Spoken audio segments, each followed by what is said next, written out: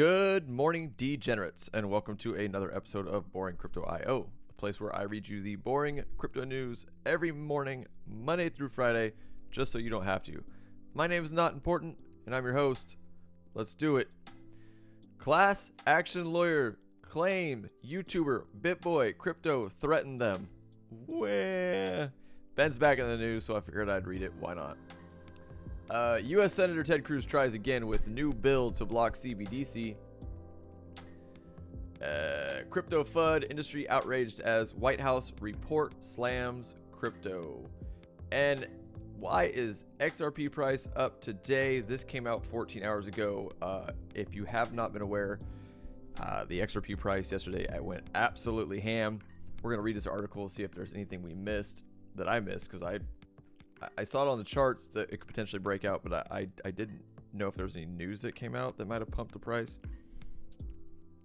But it went absolutely ham. So we're going to read that, see what's going on with XRP. The market, 1.177 trillion, y'all. Bitcoin dominance pulled back just a little bit, 46.2%. ETH dominance, 18.6, 12. A whopping 12 gwei for an ETH transaction. For Bitcoin was kind of stable, kind of flat yesterday. Not too much going on. Still up 13.47% on the week. XRP, I think we got somewhere between 30 and 35% yesterday. Still up 13.52% on the 24-hour. And then Cardano actually pumped right behind it too. If you look at these kind of mini charts over here, these guys follow each other really heavily. It's really interesting to watch, and they're not really correlated projects, but it is interesting to watch. They follow each other pretty tight. It's if Cardano moves, XRP moves. If XRP moves, Cardano moves. It's something I've always found really weird and interesting. Outside of that, again, not gonna dig too much into the top 100 or anything, but that's what we're looking at. Let's go ahead and look at Bitcoin. All right, Bitcoin on the 1 hour.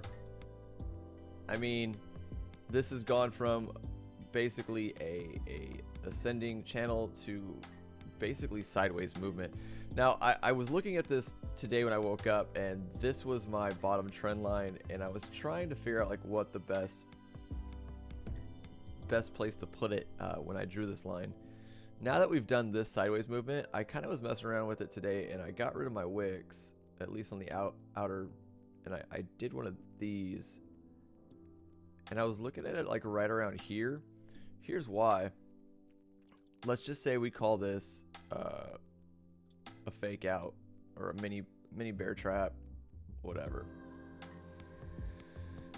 Let's drag you to the bottom of there.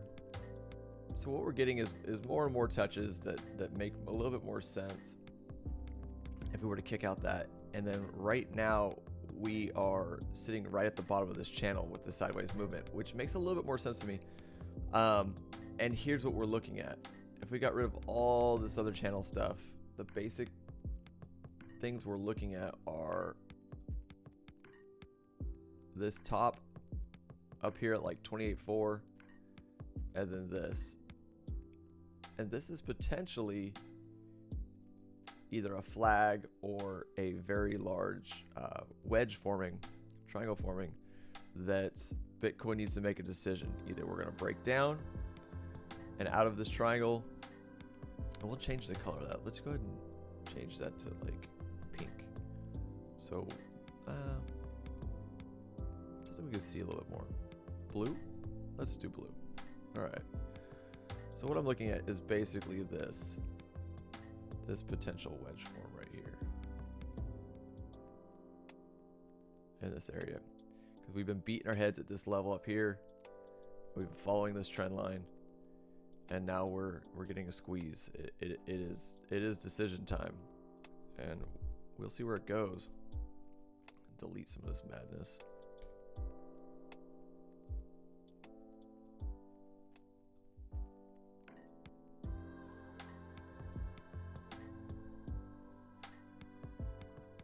Anyway, I'll go back and do that. But that's kind of what I'm looking at for Bitcoin, guys. Let's look at it on the 4-hour.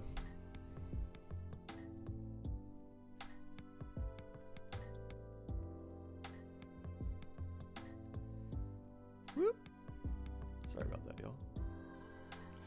Yeah, what? I can't make words. I can't ever make words. Why do I have so many problems making words? So basically, Bitcoin has lost steam, and we're right about at decision time to figure out what it's going to do. I also think a lot of this is a pause to see what the feds are going to do today. With the FOMC meeting, I think that's what everybody's waiting for. Again, I've got buy orders right now at around the 25,815 level. If we do come crashing down, and if we do go down any further, I'm going to continue to set buy orders.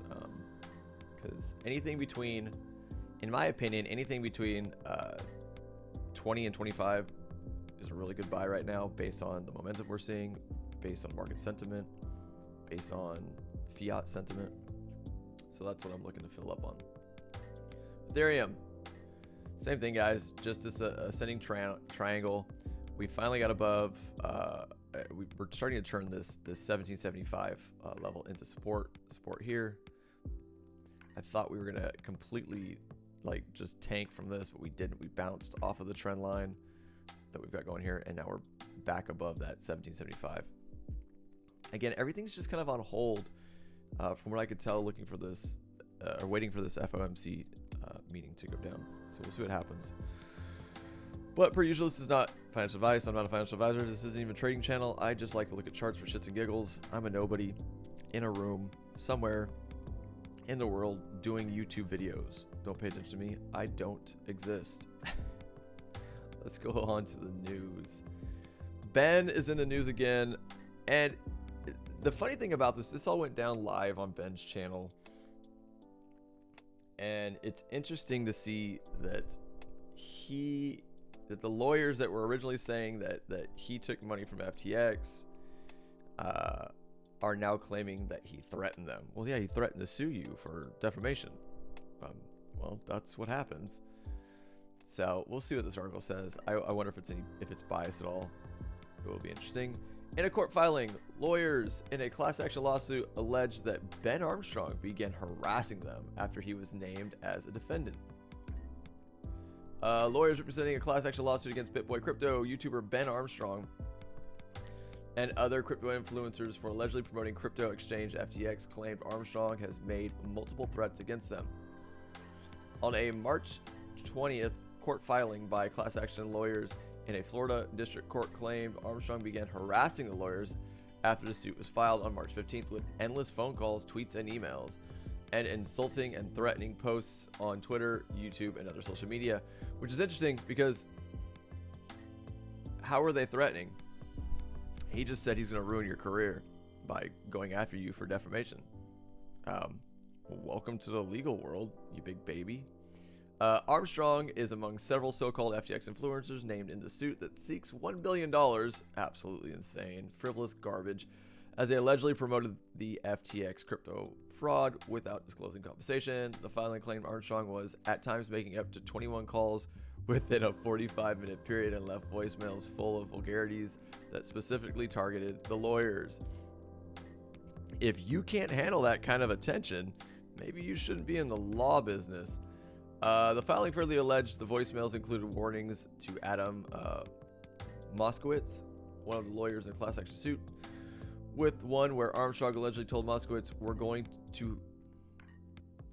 to have First Amendment protesters around your house 24/7, day and night. And that's not threatening. Ben's tweet, like what the fuck lawyers chiming in saying, I better be careful, laugh my ass off, you have to be kidding. There's only one person who better be careful, and it's Adam Moskowitz. I've already told him privately, you do not get to make up lies. You will be held accountable. Well, so here's what's interesting. They're also supposedly they're also reaching out to him and saying, you better be careful. So This is just slinging mud is what it looks like. The lawyers claimed another voicemail told them that the home address of the lawyers are being circulated on Reddit. The statement to Cointelegraph, Armstrong, in a statement to Cointelegraph, Armstrong said, "I haven't made a single call ever to them," and that he tweeted about them, emailed them several times.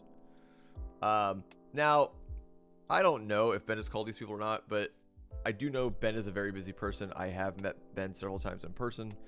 I've spent time at his studio. I like the dude. He's always been upfront with me and treated me with kindness. I trust the dude. No matter what you think or what people's opinions are on him, that is my opinion of him. I've been in his office for multiple days. I've seen how busy he is. To think that Ben is making these phone calls would be really rough for me to believe, because Ben sitting around making multiple phone calls all day long just doesn't seem like something he would have time to do. This could potentially be, look, you're a lawyer, you've been named, your information is public, it's not hard to get a hold of you. Ben's got a lot of people that follow him. I can see people that follow Ben and like Ben going after this guy and attacking him. It makes sense to me. But Ben doing it, it doesn't, not saying he couldn't do it, but it just doesn't make sense. Like, where would he find the time? Anyways, moving on with the article, it says, "I'm going to have Adam Moskowitz's legal license taken away from him." Armstrong added, "It's my personal mission to embarrass him. The lack of due diligence by his law team is atrocious, and they will reap what they have sown." I agree with that. Any lawyer knows that you need to do a discovery before you start making wild accusations. I don't know what kind of half-assed lawyer decided to claim that Ben had done something like this without taking the time to do discovery and see that there was any truth to it. But this is what you get, I guess. The filing also noted a YouTube video posted by Armstrong on March 16th. The filing claimed it was directed at the lawyers and those who bought the suit, and allegedly warned them that Armstrong was coming at them with full force. The lawyers allege Armstrong encouraged others to join the attacks. And another alleged message by Armstrong to Moskowitz, which prompted a report to authorities. He warned a lawyer that these people are dangerous and can result in you and your family shot. Yeah, I don't know about all that. The filing also shared an email that Armstrong allegedly sent to Moskowitz calling him a bitch and unbelievably dumb motherfucker, before Armstrong stated he never even promoted FTX. Well, look, I mean, words are words. Welcome to the law game. I don't understand why this is, I don't know. But anybody could have typed this up. I mean, I don't, whether this is real or not, I have no idea. I mean, I could literally just type this on Microsoft Word and send it over and it would look exactly the same. BitBoy's information is not hard to get, so his email, not hard. Yeah, I don't know. And CC to Stephen Castle Consulting. I don't know who that is. Either way, the court filing also claimed it's not the first time Armstrong caused threatening controversy after he filed and later dropped a defamation suit against fellow YouTuber blah blah blah. We all know about that. Armstrong filed suit against in August 2022 in response to a November video to YouTuber titled which alleged Armstrong has dishonestly promotes assets. His audience Ben's addressed that multiple times. A few weeks later, Armstrong revealed live stream that he was dropping the lawsuit and claimed Atazi won. Yeah, I don't know. Look, if you're in the limelight, people like to go after you. It is what it is. But also, you can't go after people and not expect retaliation. Look, it's fair game. It's kind of just how I look at this. If you're going to make accusations about someone who is in the limelight, don't expect that person to fold. If that person doesn't fold and comes after you as well, be prepared for it. But whatever, it's all bullshit, frivolous lawsuit. You sue me, I'll sue you garbage. We'll see how it turns out. Figured it'd be fun to read. U.S. Senator Ted Cruz tries again with new bill to block CBDC. Ted Cruz said it is more important than ever to ensure the financial privacy of American citizens is preserved. Republican Senator Ted Cruz has introduced a bill to block the United States Federal Reserve from launching a direct-to-consumer central bank digital currency. In a March 21st statement, Cruz said he introduced the bill to prevent the Fed from developing a retail CBDC, which could be used as a financial surveillance tool by the federal government, which is what we think they want to do anyways. I'll give my opinion when I'm done reading. Cruz stated, it's more important than ever to ensure U.S. policy on digital currencies protects financial privacy, maintains the dollar's dominance, and cultivates innovation. Adding CBDCs that fail to adhere to these three basic principles could enable an entity like the Federal Reserve to mobilize itself into a retail bank, which is, I think, what they're already trying to do, collect personally identifiable information on users, and track their transactions indefinitely. Cruz claimed the federal government has no authority to unilaterally establish a CBDC. We should be empowering entrepreneurs, enabling innovation, and increasing individual freedom, not stifling it, he stressed. Cruz's anti-CBDC bill has the backing of Republican Senators Mike Braun of Indiana and Chuck Grassley of Iowa. In statements, both expressed the belief that a CBDC would be used as a surveillance tool. If the bill is passed into law, it would ensure that the state isn't snooping on the finances of hardworking Americans, Grassley stated. The American people ought to be able to spend their money how they choose without the possibility that every transaction could be tracked by the government. The anti-CBDC bill is a second attempt by Cruz, Braun, and Grassley, who introduced a similar bill on March 30th of 2022 to prohibit the Fed from issuing a CBDC directly to individuals. However, nearly 12 months later, the bill still hasn't moved past the introduction phase. Meanwhile, considerable progress has been made on a US dollar CBDC since President Joe Biden signed an executive order titled Ensuring Responsible Development of Digital Assets in March of 2022. In November, the Federal Reserve Bank of New York and several large financial firms, including BNY Mellon, Citi, HSBC, and Wells Fargo, participated in a 12-week digital dollar pilot program with MasterCard and SWIFT. Cruz, Braun, and Grassley aren't the only U.S. politicians fighting to stamp out the CBDCs. On March 20th, Florida Governor Ron DeSantis called on state lawmakers to introduce legislation banning the digital dollar in Florida. DeSantis compared the digital dollar to China's digital yuan and claimed the ECNY has been used to extensively monitor citizen behavior, saying, any way they can get into society to exercise their agenda, they will do it. So, what the central bank digital currency is all about is surveilling Americans and controlling behavior of Americans. No CBDC in Florida. U.S. Congressman Tom Emmer recently introduced an anti-CBDC bill of his own on February 22nd. Emmer also spoke of the privacy concerns surrounding CBDC, saying a programmable dollar could be easily weaponized as a spying tool to choke out politically unpopular activity. Now, which is interesting to see this pivot. I don't know if this is all smoke and mirrors or a political ploy. Again, the reality is I don't trust any politician, and these guys are up there. I don't care what side of the fence you're on. I've lost all trust and respect for these people. Do I agree with what they're saying about CBDCs? Absolutely, 100%. I would like to see what else is in the bill. Bills are scary because the forefront running title, like headline title of the bill, is usually out there, and that's what they run on. But then there's usually all this bullshit earmarks of other stuff they try to slip in and fit in and take or give or whatever. And it's like, why is that even a thing? Why can't a bill just be what it is? So I'm curious about what else is on that bill that we're not seeing. Again, I just don't trust these people. As well as, like I said, is this a political ploy? Are they seeing a wavering of sides, and now they favor what,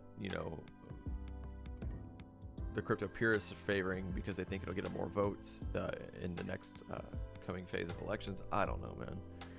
Either way, let me know what you guys think. Comments down below.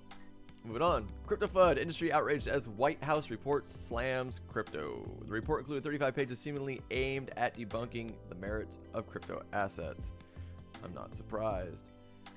Crypto executives have expressed irritation over the latest White House economic report, which notably features an entire chapter dedicated to casting doubts on the merit of digital assets. Of course, they're terrified. Guys, they do not want you to make a bank run.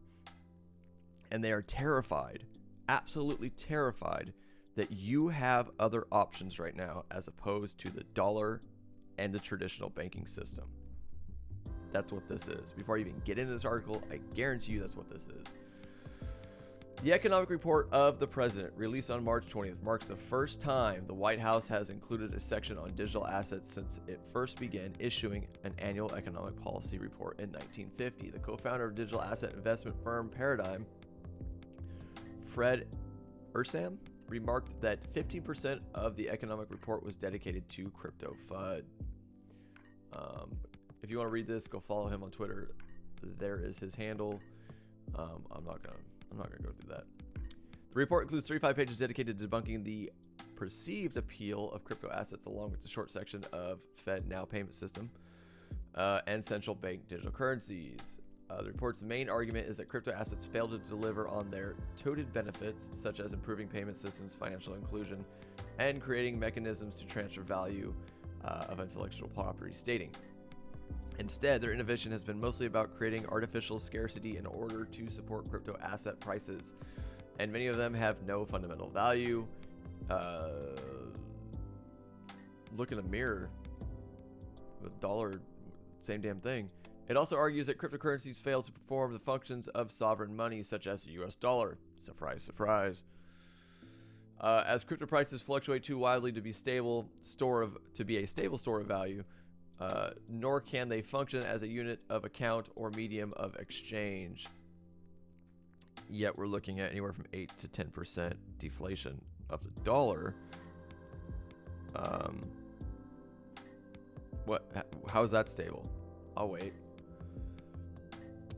Blah, blah, blah. The report also takes aim at stablecoins, arguing that they are just subject to run risks and thus too risky to satisfy their role as a fast payment instrument. The Blockchain Associates CEO Kristen Smith called the latest presidential report disappointing, saying it shows that some in the government appear increasingly allergic to the burgeoning crypto industry, adding, we urge the Biden administration to consider how it will be remembered as a leader of profound innovation or a roadblock to global tech revolution. Decentralization is also highlighted in the report, which argues that despite the claims of being decentralized and trustless, blockchain-based applications are in practice neither. Users access crypto assets by going to a limited set of crypto asset platforms, while a small group of miners performs the majority of mining in most crypto assets. Not true. It argues. The latest annual economic policy report was published some 2 weeks after the collapse of Silvergate, Silicon Valley signature banks, all three of which had served aspects of the crypto industry. Dan Reeser, Chief Growth Officer, Decentralized Finance Platform, Acala Network, claims that the report comes just days after Operation Choke Point 2.0 was executed on crypto-friendly banks. He also noted an obvious early warning of an upcoming United States CBDC or digital dollar, referencing a section of the report that seemingly touts the benefits of a U.S. central bank controlled currency. Yep. So here, again, I'm going to repeat myself. All this looks like to me is scare the masses into thinking that crypto can't save them. That's all this looks like to me.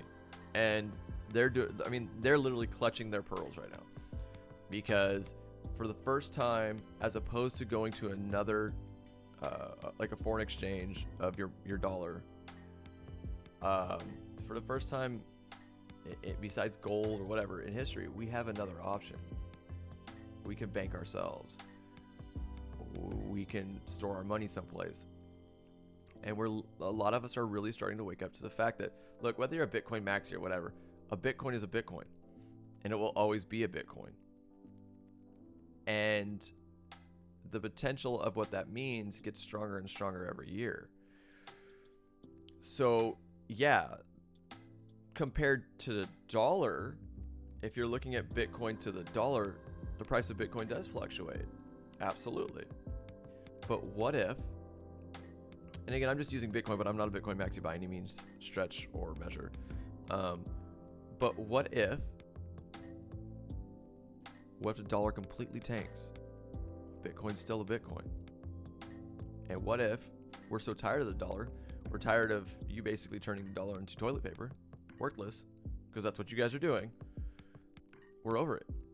We go into Bitcoin or Ethereum or whatever. We have options now, and that fucking terrifies them.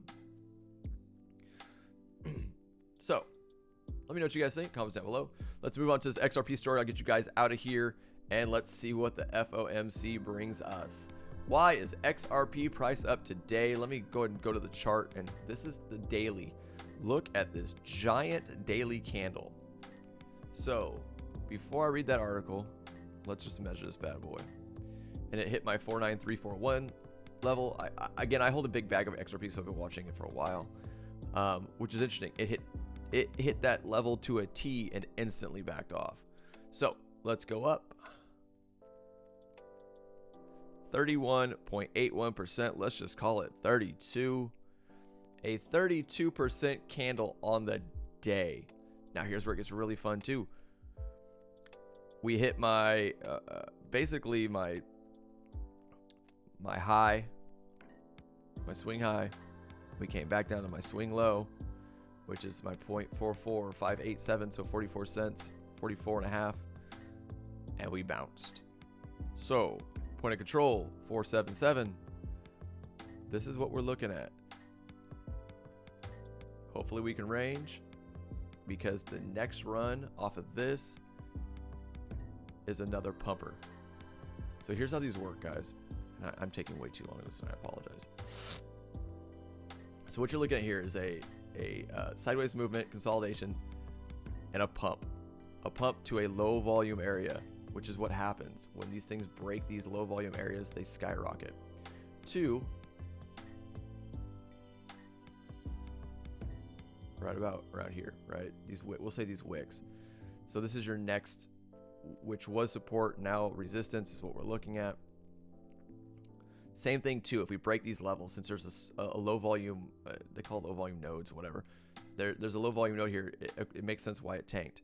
Again, we broke it, low volume area, and we skyrocketed right up to the next level of volume, which is where we're sitting right here. So this cluster creates this volume, creates support and resistance, swing highs, swing lows, etc., etc. The next level to break is going to be that basically, we'll just call it a psychological level of 50 cents, excuse me, not 50%.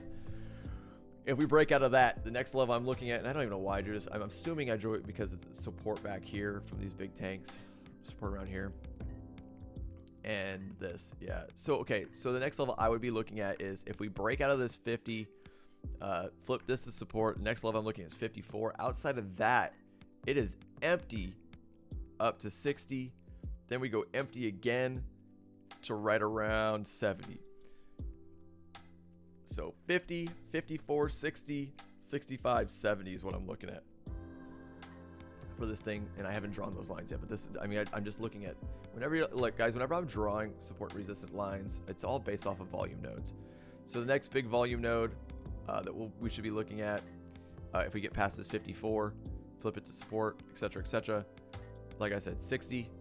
We have kind of a mini pump around 65, 70, all the way up to the next big nodes, which would be 77 and around 83, 82. Something to learn if you guys are trading, just volume nodes.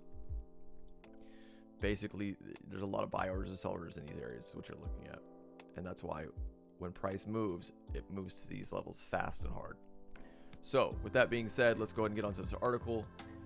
XRP rallied by 20% as investors grew optimistic about Ripple winning its case against the SEC. Is that why it pumped? I don't know. XRP's price extended its gain on March 21st, raising 21% in the last few hours. XRP price rallies as Bitcoin recaptures 28. Big pumpy pump. Pamp it. The price move comes as Bitcoin and ETH rallied more than 2% during intraday trading. Ripple scores early win versus SEC. XRP's gains appeared as investors pinned their hopes on Ripple winning its ongoing courtroom battle. I don't know why that hasn't been spaced. Against the United States Securities and Exchange Commission on March 6th, U.S. District Judge Annalisa Torres issued a ruling on motions filed by Ripple and the SEC to exclude the comments of expert witnesses from the upcoming summary judgment. Torres approved and denied the motions in part, underscoring no clear winner and loser in the matter. Surprise, surprise. However, removing the so-called expert, quote-unquote expert number one, Patrick Duty? Oh, damn. Whom the SEC roped as its primary witness to testify about the perceptions of reasonable XRP purchaser, led XRP market participants to believe that Ripple may end up winning the lawsuit. There's a tweet, I guess, about it. In other words, the SEC's argument that Ripple sold XRP as an unregistered security to gullible investors may fall flat. You fucking think? As a Cointelegraph reported in January, Ripple CEO Brad Garlinghouse said that that he expects the lawsuit to conclude in the coming single-digit months. Despite macro pressure, XRPL users surge. Despite macro pressure, XRPL users surge. In addition to regulatory pressure, Ripple also was exposed to Silicon Valley Bank, which recently filed for bankruptcy. Ripple CEO Brad Garlinghouse assured the community on March 12th that the company is in a strong financial position. Despite the difficulties currently impacting the crypto market, Ripple's XRP ledger continues to grow. On February 23rd, total accounts on XRP neared 5 million. While Ripple continues to onboard users to the XRP ledger, any positive or negative news regarding the SEC lawsuit is bound to have a significant impact on the XRP price. Yeah, I mean, nothing new. I don't think, look, the longer this goes, the better it looks for XRP. That's kind of all I got out of that. Kind of a nothing burger, but it pumped. And I gave you guys the levels that I'm looking at if you are looking to trade, but this is not financial advice, and I suck at trading. All right, guys, it has been a long video. I apologize, but let's get you out of here. Let's see what's going to happen with the FOMC. Yeah, that's it. That's all I got. Per usual, guys, if you enjoy the content I provide here on Boring Crypto IO, please subscribe to the channel, turn on the bell for notifications, watch, like, and share these videos, guys, and I'll see you bright and early tomorrow morning. I'm out of here.